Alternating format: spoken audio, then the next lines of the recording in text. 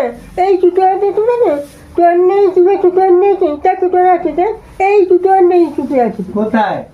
তো তোর নেই কিনেছে আচ্ছা, এখন ঠিক করেছি। ওই এইটা ওটা ওটা আছে না এইটা ওইটা এইটা পেয়েটা এইটা দেখো দেখো নাম কি?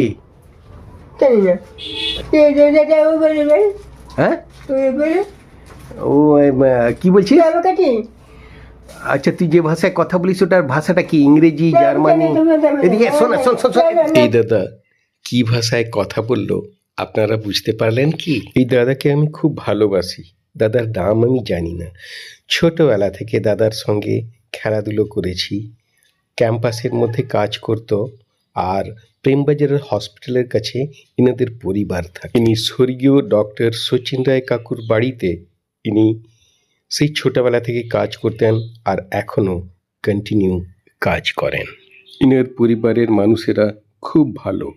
ইনার কাছ থেকে আমরা একটা শিক্ষা পাই, তা হলো সৃষ্টিকর্তা ইনাকে এমন করা সত্ত্বেও ইনার জীবনে কোনো মান, অভিমান, অভিযোগ নেই। আর আমাদের সব কিছু থাকা সত্ত্বেও আমরা যেন জীবনে অভাবে ভুগতে থাকি। যাদের জীবনে সমস্যা আছে তারা সমস্যাকে সমস্যা অনুভব করে না, আর যাদের জীবনে সমস্যা নেই তারা জীবনের সমস্যার মুখোমুখি বারে বারে কেন হন? এইসব মানুষকে দেখলে আমরা কিন্তু অনেক শিক্ষা পাই, কিন্তু না, আমরা এনাদেরকে নিজেদের এন্টারটেনের মতো ব্যবহার করি। যাই হোক, এই দাদার সঙ্গে এই দাদার বাবা মাকে, ভাই বোনকে অনেক ধন্য যে এমন সন্তানকে মানুষ করেছেন। তারপরেও ভগবানের কাছে কোনো অভিযোগ নেই।